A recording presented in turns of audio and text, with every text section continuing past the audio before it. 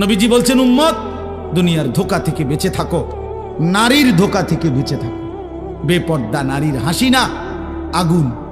বেপর্দা নারীর শরীর, রূপ, যৌবন, এটা যৌবন না, শরীর না, এটা আগুন। এটা আগুন, এটা আগুনের গোলা, এটা আগুনের টুকরা, এটা জাহান্নামের আগুন, এটা জাহান্নামের আগুন।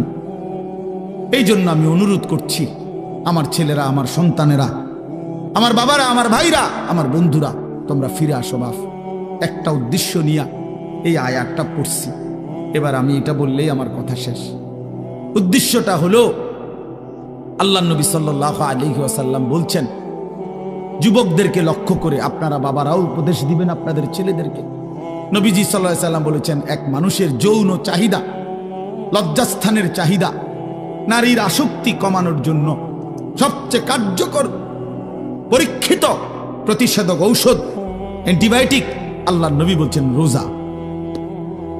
ফাইন্না সাওমা লাহু বিজাউন, নিশ্চয়ই রোজার মধ্যেই রয়েছে যৌন শক্তি নিয়ন্ত্রণের, যৌবনের চাহিদা নিয়ন্ত্রণের প্রতিষেধক। রাসূলুল্লাহ সাল্লাল্লাহু আলাইহি ওয়াসাল্লাম বলছেন।